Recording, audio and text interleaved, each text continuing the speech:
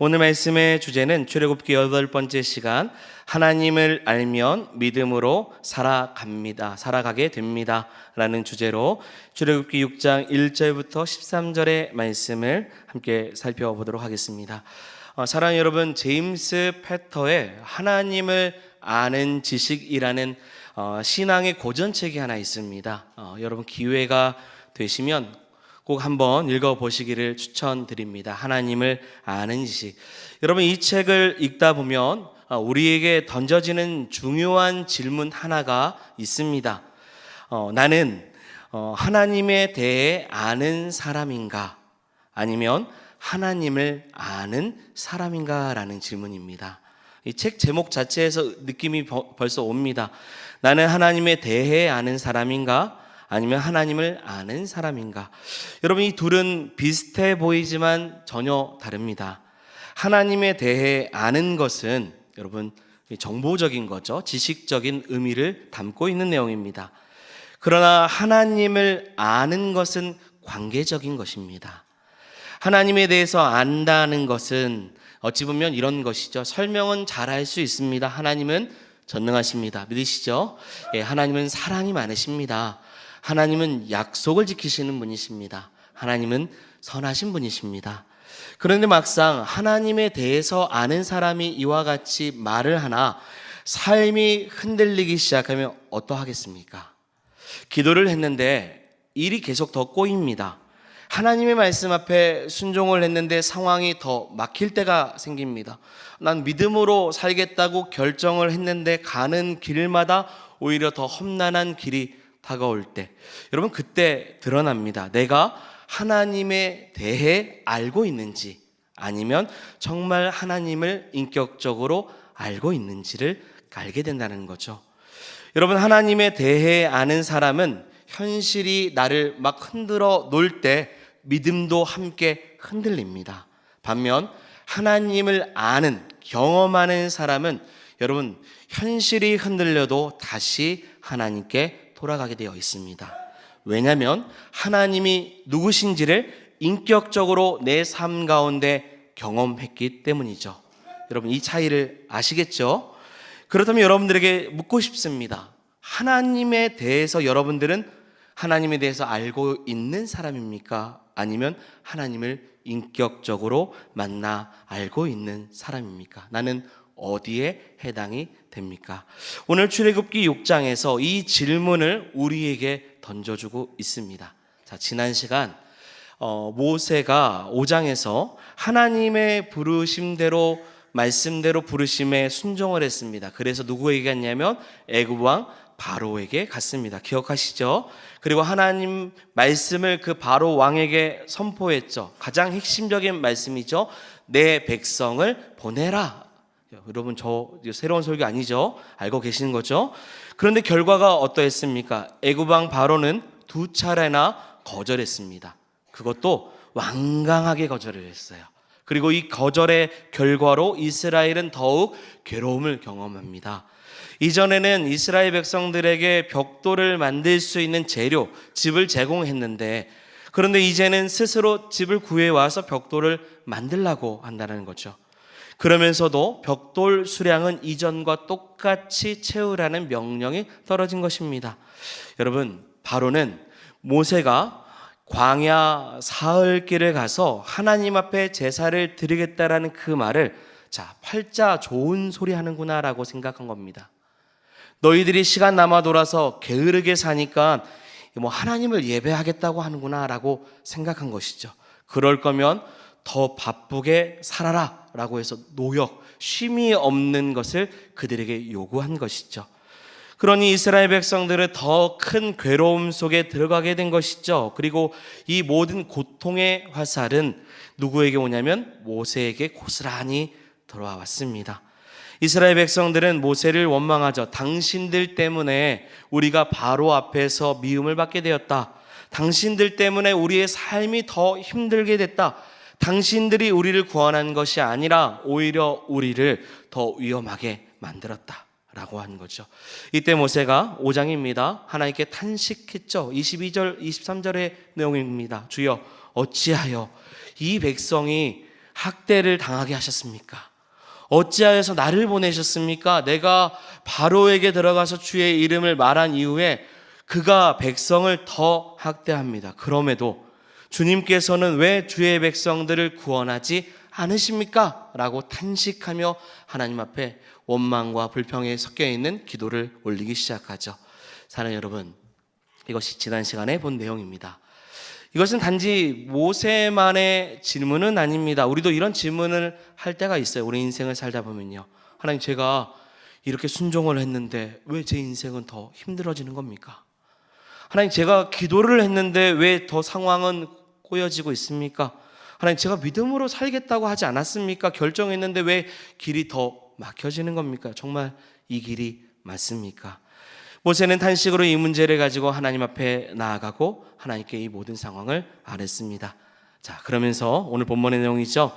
동일한 이 상황 속에서 본문에 세 부류의 사람이 등장을 합니다. 먼저는 하나님을 전혀 모르는 바로가 등장을 해요. 두 번째는 하나님에 대한 지식을 가지고 있는 이스라엘 백성들이 오늘 본문에 등장을 합니다. 마지막으로 하나님을 인격적으로 경험하여 아는, 그럼에도 여전히 흔들리고 있는 모세가 오늘 본문에 등장을 합니다. 그래서 오늘 설교의 주제는 이것입니다. 여러분, 하나님을 알면 믿음으로 살아가게 됩니다. 하나님을 더 알면 알수록 하나님이 어떠한 분이신지를 알고 하나님의 뜻하심을 깨닫는 겁니다. 사랑하는 여러분, 오늘 말씀을 통해 하나님이 어떠한 분이신지, 우리 인생에 어떤 분이신지를 여러분 더 깊이 알고 믿음으로 나아가는 성도들이 되기를 주의 이름으로 축원드립니다. 자, 이제 말씀 속으로 한번 들어가 보죠. 모세의 탄식 속에서 하나님께서는 두 가지를 모세에게 먼저 말씀하셨어요. 우리 지난 시간에 본 마지막 6장 1절이었는데요. 먼저 1절 상반절 띄워주세요. 같이 읽겠습니다. 여호와께서 모세에게 이르시되 이제 내가 바로에게 하는 일을 내가 보리라. 아멘. 여러분, 이 일은 모세가 이제 해결할 일이 아니라 누가 하신다는 거예요? 하나님께서 친히 행하시겠다라는 거죠. 자, 그러면서 2절입니다. 핵심 구절이 오늘 나와요. 같이 읽겠습니다.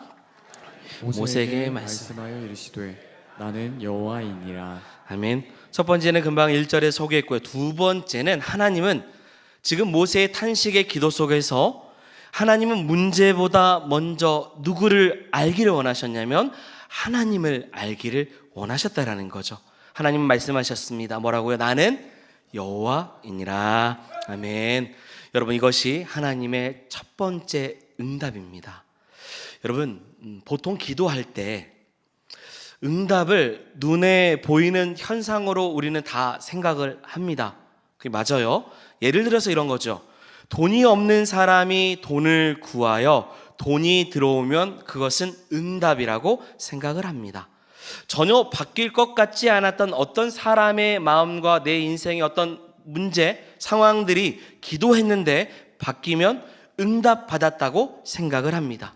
그 외에도 아픈 사람이 기도하는 가운데 몸이 나으면 응답이라고 생각합니다. 맞습니다. 여러분, 응답이 맞아요. 하나님은 그런 방식으로 일하시고 또 응답하십니다.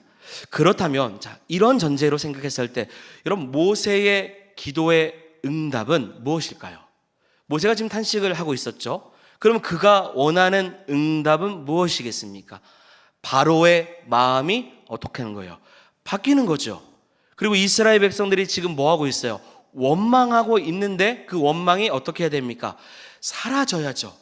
그것이 지금 모세가 하나님 앞에 기도할 때 하나님이 그에게 주셔야 되는 응답입니다. 그런데 2절에 보니 하나님은 그 문제에 대한 이야기를 하지 아니하시고 무엇을 말씀하셨냐면 나는 여호와이니라 라는 거예요.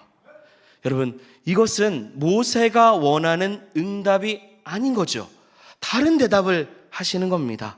자, 출애굽기 6장은요 우리에게 가르쳐주는 영적 원리, 중요한 원리 하나가 있음을 말하고 있습니다. 사랑하는 여러분, 하나님의 응답은요 먼저 눈에 보이는 환경의 변화가 아니라 하나님 자신을 드러내시는 말씀으로부터 시작될 수 있다는 거예요. 보십시오. 하나님은 상황을 바꾸기 전에 먼저 모세가 하나님을 다시 보게 하십니다.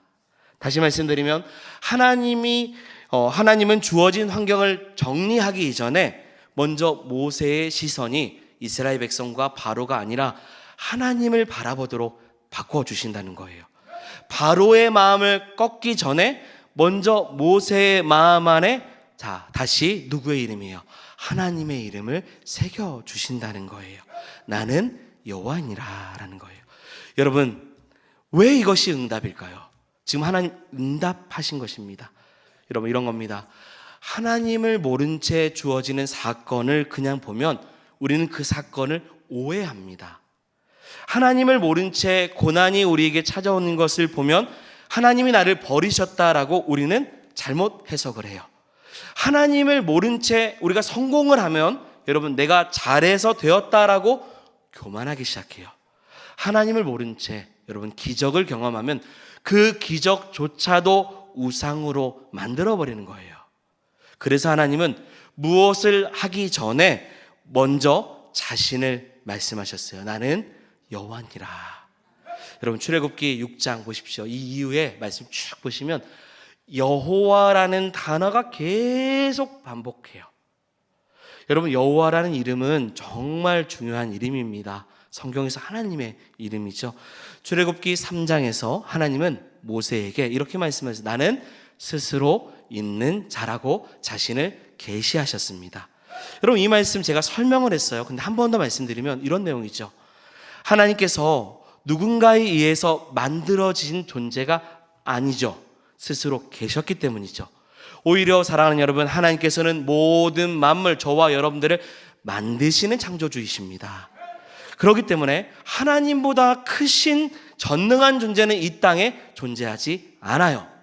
그러면 다르게 말씀드리면 하나님보다 더 큰 이 땅의 문제는 존재하지 않다라는 거예요. 하나님이 이렇게 말씀하시는 거예요. 모세에게 말하는 거죠. 나는 네가 가지고 있는 문제보다 더 큰 존재다라는 거예요. 나는 여호와다, 이 뜻입니다. 나는 전능한 하나님이다. 그 이름은 언약의 이름이다라는 거예요. 하나님은 스스로 계신 분이십니다.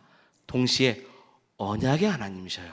그래서 자기 백성과 저와 여러분들과 맺은 그 약속을 하나님은 반드시 이루시는 분이십니다. 이거 변함이 없어요. 출애굽기 1장부터 지금 5장까지 본 내용에서 계속 내가 너와 함께 하겠다. 그 약속이 창세전부터 계속 이어져 가고 있습니다. 그래서 하나님은 자기 백성에게 다가오셨어요. 그리고 말씀하셨어요. 약속하셨어요. 그리고 책임져 주시고 끝까지 이루시는 언약의 하나님이심을 말씀해 주시는 겁니다. 그것을 설명합니다. 출애굽기 6장 3절에 하나님은 이렇게 자신을 소개하시죠. 띄워주세요. 같이 말씀 읽겠습니다. 내가 아브라함과 이삭과 야곱에게 전능의 하나님으로 나타났으나. 아멘. 자, 여기서 먼저 전능의 하나님, 히브리어는 한 번씩 들어보셨을 거예요. 엘 샤다이라는 뜻을 사용합니다. 전통적으로는 이 뜻을 그냥 전능하신 하나님이라고 우리는 표현하죠. 전능의 하나님, 이렇게 이해하죠. 자, 이제 설교로 적용해서 보면 이겁니다.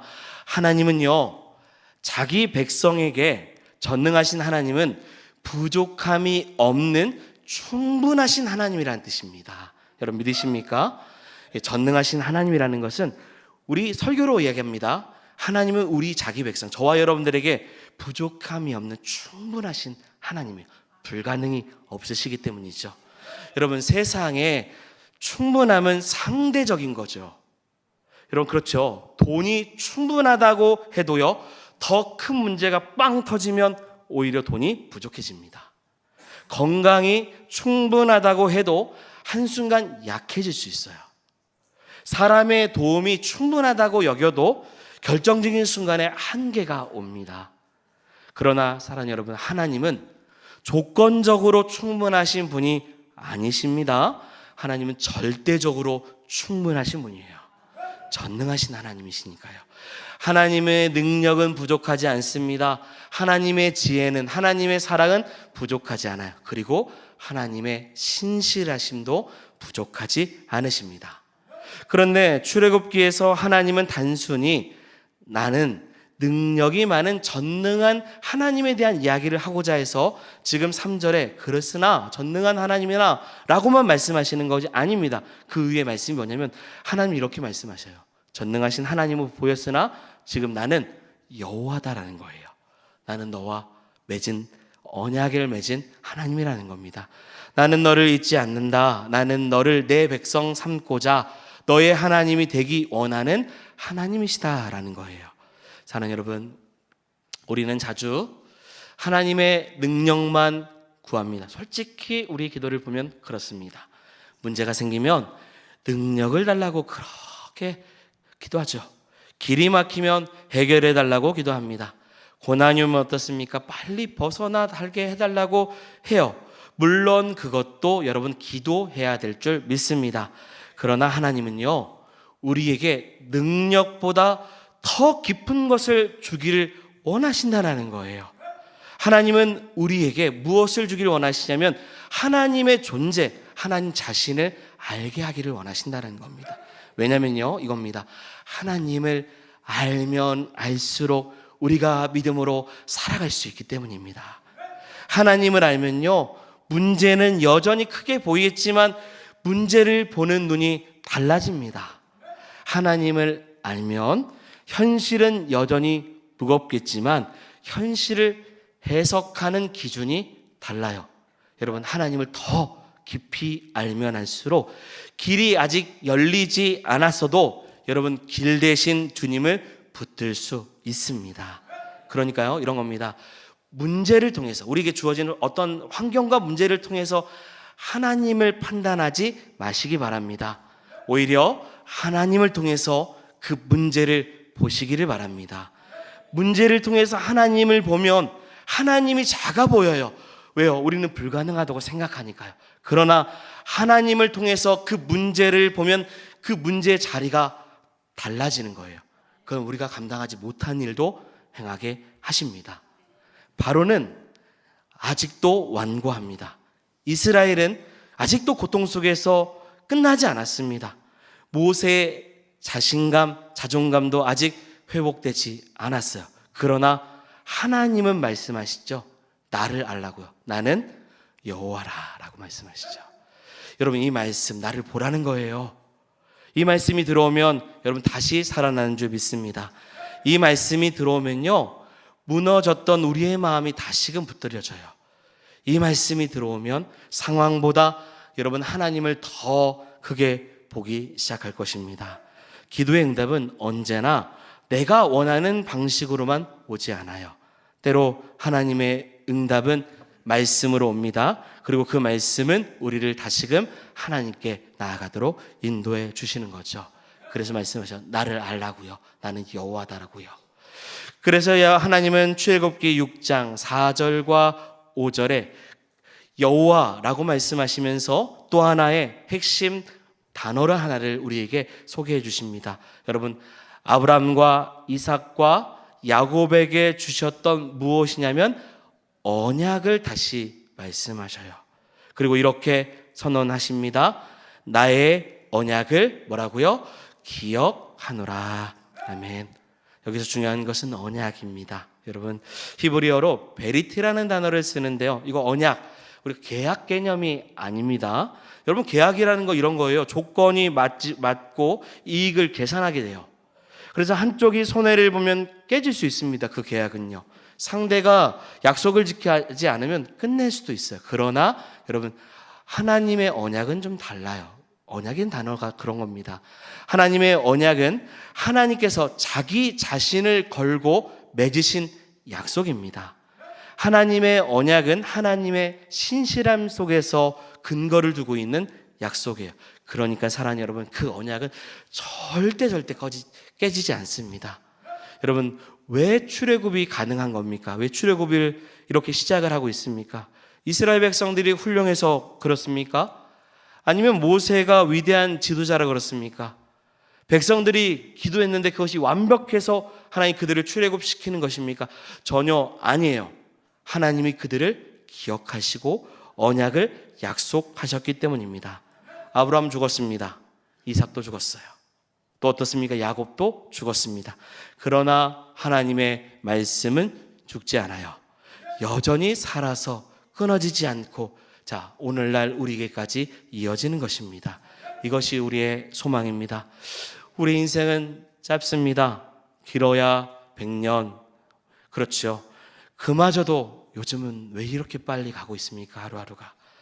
그러면 우리가 이렇게 100년의 시간들을 생각해보면 끝납니까? 아니에요.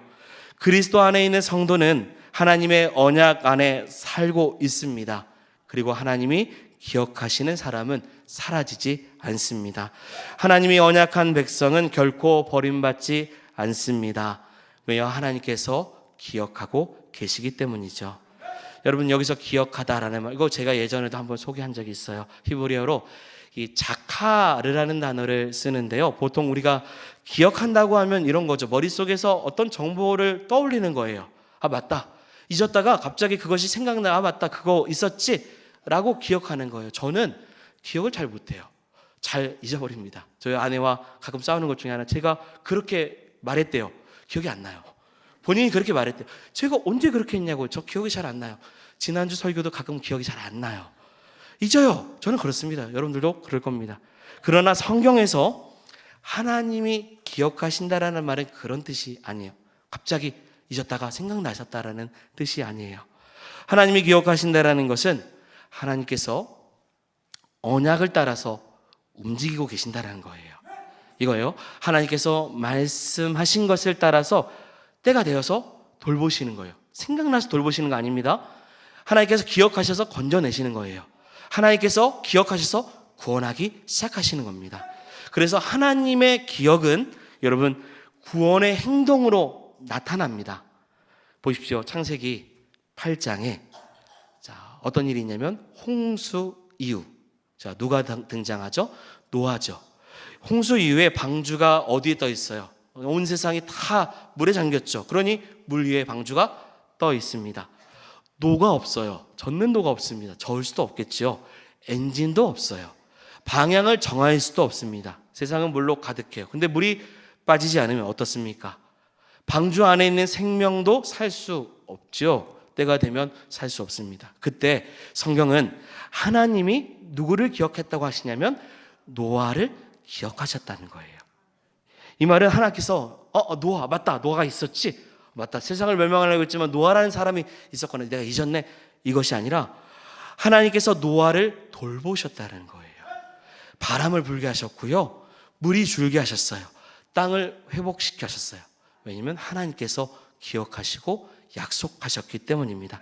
마찬가지예요. 다시 출애굽기 6장에서 하나님이 나의 언약을 기억하노라 라고 말씀하셨다면 사랑하는 여러분, 이미 구원은 하나님의 손에 시작된 것입니다. 사람의 눈에는 아직 달라진 것이 없어요. 지금 6장에 아무것도 안 달라졌어요. 다음 시간에 봐야겠죠. 바로는 여전히 완고해요. 이스라엘은 여전히 노예입니다. 벽돌 수량도 아직 줄지 않았습니다. 백성들은 아직 모세를 신뢰하지 못해요. 모세도 여전히 흔들리고 있습니다. 그러나 하나님은 말씀하셔 나의 언약을 내가 기억하고 있다라는 거예요. 사는 여러분, 하나님께서 언약을 기억하시면 그거 끝난 겁니다. 예, 여러분, 하나님의 약속이 있으면 그거 끝난 거예요. 물론 과정은 남았습니다. 아직 뭐가 있어요? 10가지 재앙도 있어야죠. 뭐 있습니까? 14장에 가면 홍해를 또 건너야 돼요. 또 그 다음 뭐 있어요? 광야길을 계속 걸어가야 돼요. 그러나 결말은 이미 정해졌어요. 하나님의 신실하신 가운데 내가 그 언약을 기억한다고요. 때로 우리는요 스스로 잊힌 사람처럼 느껴지고 삽니다. 하나님이 나를 보고 계실까? 하나님이 내 기도를 듣고 계실까? 하나님이 내 가정의 문제, 내 취업의 문제, 내 삶의 비전, 내 마음의 상처를 아실까? 이렇게 우리는 스스로를 잊혀진 존재처럼 생각할 때가 있습니다. 하지만 사랑하는 여러분, 이 말씀을 분명히 기억하시기 바랍니다. 하나님은 자기 백성을 잊지 않으셔요. 하나님은 언약을 기억하십니다. 하나님은 자기 백성의 신음을 들으십니다. 성경은 이스라엘의 신음이 하늘에 닿았다고 말씀하셨어요. 애굽 사람들은 그 신음, 바로에게 그 신음은 반역의 신음 혹은 노동의 그 신음이라고 생각할 수 있으나 사랑하는 여러분, 하나님은 그 신음을 자기 백성의 고통으로 들으셨어요. 사람은 내 마음을 모를 수 있어요. 가족도 내 마음을 다 이해하지 못할 수 있어요. 교회조차도요. 교회 안에서 내 상처가 그냥 지나쳐질 수도 있어요. 그러나 하나님은 다 기억하시고 들으십니다. 하나님은 자기 백성들의 신음을 들어요. 그리고 언약을 기억하십니다. 그러므로 사랑하는 여러분, 낙심하지 마십시오. 아직 변화되지 않아 보여도 하나님은 기억하신다는 거예요. 아직 길이 열려 보이지 않아도 하나님은 일하고 계십니다. 아직 내 마음이 회복되지 않아도 하나님은 말씀으로 우리를 붙들고 계십니다. 그러니 그 하나님을 여러분 더 알기를 원합니다. 더 알고 더 경험하면 믿음으로 살아가게 되어 있습니다. 그렇지 못하면 지식으로만 이해하고 그 하나님을 인격적으로 만나지 못하면 우리의 마음과 우리의 믿음이 계속 흔들리는 거죠. 출애굽기 6장 6절부터 8절까지 보면요, 여러분 하나님의 구원의 선언이 장엄하게 그냥 쫙 펼쳐지면서 기억하시는 그 하나님께서 반복해서 이렇게 말씀하셔요. 내가 하겠다. 내가 너희를 빼내겠다. 내가 너희를 건지겠다. 내가 너희를 속량하겠다. 내가 너희를 내 백성으로 삼겠다. 내가 너의 하나님이 되겠다. 내가 너희의 그 땅으로 인도하겠다. 그리고 내가 그 땅을 너희에게 주겠다. 이것이 지금 6절부터 8절까지 내용을 그냥 제가 이렇게 함축했습니다. 여러분, 이게 뭐예요? 하나님이 하겠다는 거예요. 내가 하겠다. 너 못해도 괜찮고 너 아픔 다 알고 힘든 거 아는데 내가 하겠다. 여러분, 출애굽의 중심은 모세 아닙니다. 이스라엘 백성들의 결심도 아니에요. 바로의 허락도 아닙니다. 출애굽의 중심은 하나님께 있습니다. 구원은 인간의 의지에서 시작되지 않아요. 구원은 하나님께서 내가 하리라 라고부터 시작되는 것입니다. 우리는 자꾸 이렇게 생각해요. 내가 믿음을 더 강하게 가지면, 내가 더 열심히 하면, 내가 좀 더 괜찮으면 하나님이 일하시고 하나님 나를 받으시고 나를 도와주실 거라고 생각합니다. 물론 사랑하는 여러분, 믿음으로 순종해야 됩니다. 그러나 우리의 순종이 구원의 근거가 아니에요. 하나님의 은혜가 우리의 구원의 근거입니다. 이스라엘이 강해서 애굽에서 나온 거 아닙니다. 이스라엘이 우리가 준비되어서 구원받은 거 아니죠. 하나님이 하신 거예요. 하나님이 빼내셨어요. 하나님이 건지셨어요. 하나님께서 속량하셨고 하나님께서 자기 백성을 삼아 주신 것입니다. 이거 통틀어서 이것을 뭐라고 해요? 복음이라고 하는 겁니다. 하나님이 행하신 거예요. 그래서 하나님은 먼저 애굽 사람의 무거운 짐 밑에서 이스라엘을 빼내시겠다고 성경은 그렇게 말씀해 주십니다. 성경적으로 보면요, 애굽의 짐은요, 죄와 억압입니다. 두려움입니다. 거짓된 정체성이죠. 이 모든 무게 속에서 건져내 주신다는 거예요. 오늘 우리에게도 이런 무거운 짐들이 있습니다. 사람들에게 인정받고 싶은 짐들, 실패하면 끝날 것 같은 인생의 짐들, 남보다 뒤처지면 안 된다고 생각하는 짐들, 내 힘으로 나를 증명하고 싶은 짐들, 죄책감의 짐, 죄의 짐, 두려움의 짐, 비교하는 짐들. 애굽은 계속 그 짐을 이스라엘에게 세우고 있고 지어지고 있고 우리도 세상이 우리에게 그 모든 짐을 계속 짊어지게 하고 있습니다. 사랑하는 여러분, 그러나 하나님은 말씀해 주시죠. 그 짐 밑에서 빼내어 주시겠다고 말씀해 주십니다. 또 하나님은 노역에서 건져내 주신다고 해요.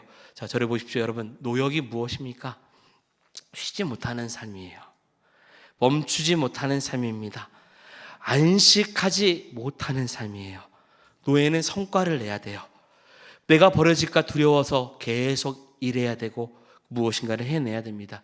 이 시대도요, 현대판 애국과 같습니다. 더 해야 된다고 하죠. 더 가져야 된다고 하죠. 더 올라가야 된다고 합니다. 더 인정받아야 된다고요. 그러나 사랑하는 여러분, 하나님은 자기 백성에게 안식을 주시는 분이십니다. 안식이라는 거, 자, 바로는 게으르다고 말했어요. 안식은 게으른 것이 아닙니다. 안식은 하나님이 하나님 되심을 인정하는 믿음이에요. 내가 멈춰도 여러분 하나님은 일하신다는 거예요. 내가 쉬어도 내 인생은 하나님께서 책임져 주신다는 겁니다. 내 존재는 성과가 아니에요. 하나님의 은혜로 붙들려 사는 것입니다. 이 고백이 안식의 삶이에요. 이 고백을 제일 잘 드려지는 자리가 또한 주일이고 이 자리인 것입니다. 하나님 말씀하시는 거예요. 내가 너희를 안식하게 하겠다는 거죠. 그리고 내가 너희를 속량하겠다고 말씀해 주십니다. 속량이라는 거 값을 지불해서 건져 주시는 거예요. 하나님은 내가 너희를 건져줘서 애굽의 것이 아니라 너는 내 백성이라고 말씀해 주신다고 약속해 주셨습니다. 이것이 구원의 핵심이죠. 구원은 종에서 하나님의 백성이 된 것입니다. 죄와 죽음의 권세 아래 있는 우리를 하나님께서 하나님의 소유로 건져주시는 거죠. 이것만 말씀 좀 전할게요. 여러분, 출애굽의 속량은 이스라엘을 애굽의 종살이에서 건져내는 사건이었습니다. 그러나 성경 전체에서 흐름에서 보면 이 속량은 더 큰 구속을 우리에게 보여주고 있습니다. 예표하고 있죠. 바로 누구 안에서? 예수 그리스도 안에서요. 우리가 죄와 죽음의 종살이에서, 세상의 그 굴레 속에서 우리를 속량하게 하시도록 자기의 몸을 핏값으로 세워주셨다는 거죠. 여러분, 우리의 힘으로는 그 죄값을 치를 수 없습니다. 우리의 선행으로 죄를 무효화할 수 없어요. 우리의 열심으로 하나님의 자녀라는 자격을 가질 수 없습니다. 그래서 예수 그리스도께서 오셨고 주님께서 우리를 위해서 값을 지불해 주셨습니다. 금이나 은이나가 아니라 자기의 생명으로 값을 치러 주셨어요. 왜요? 하나님께서 우리를 백성 삼아 주셨기 때문입니다. 우리를 종의 자리에서 자녀의 자리로 옮겨 주신 것입니다. 그리고 여러분, 구약의 그리고 출애굽의 전체 내용 중에 하나는 그래서 너희를 내 백성으로 삼고 나는 너희의 하나님이 되리라. 여러분, 이렇게 약속해 주시고 말씀해 주셨습니다. 이것이 언약의 약속입니다. 사랑하는 여러분, 뒷구절이 더 있지만 여기서 말씀을 좀 정리해 본다면 이렇습니다. 사랑하는 여러분, 하나님을 더 깊이 알기를 원합니다. 하나님을 우리가 이미 신앙적으로 많이 경험하고 지식적으로 많이 들었으나 여러분, 삶으로 하나님이 어떠한 분이신지를 아시기를 바랍니다. 그 하나님을 더 깊이 알면 알수록 우리의 믿음의 흔들림이 조금씩 더 사라질 것입니다. 하나님을 더 깊이 알면 알수록 하나님의 뜻하신 바를 우리는 믿음의 눈으로 보게 될 것입니다. 하나님을 더 알면 알수록 여러분, 우리는 믿음으로 살아가게 될 것입니다. 세상을 살아가고 애굽과 같은 세상 속에 있지만 우리의 인생을 인도하시는 하나님께서 우리를 붙들어 주셔서 믿음으로 살아갈 수 있도록 우리를 반드시 인도해 주실 것을 믿습니다. 환경이 전혀 바뀌지 않아도 믿음이 생기면 그 환경을 뛰어넘어서 하나님의 일하심을 보고, 하나님을 알면 문제가 다르게 보이고, 하나님을 알면 그 고난을 다르게 해석하며 하나님의 뜻 안에 살아가는 귀한 축복을 허락해 주실 줄 믿습니다. 그래서 나의 마음 내려놓고 나의 기도 내려놓고 하나님의 뜻하심을 보고 하나님 앞에 더 나아가는 저와 여러분들이 되기를 주의 이름으로 축원드립니다. 아멘. 우리 함께 찬양하겠습니다. 우리 함께 찬양하겠습니다. 나의 기도하는 것보다, 나의 기도하는 것보다 더욱 응답하신 하나님, 나의 생각하는 것보다 더욱 이루시는 하나님, 우리 가운데 역사하신 능력대로 우리들의 간구함을 넘치도록 능히 하신 주님께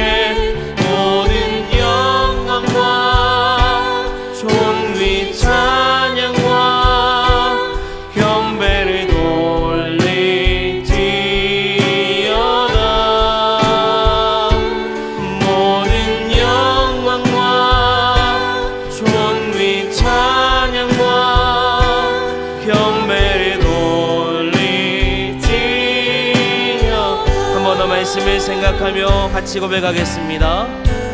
나의 기도하는 것보다 더욱 응답하실 하나님, 더욱 응답하실 하나님, 나의 생각하는 것보다 나의 생각하는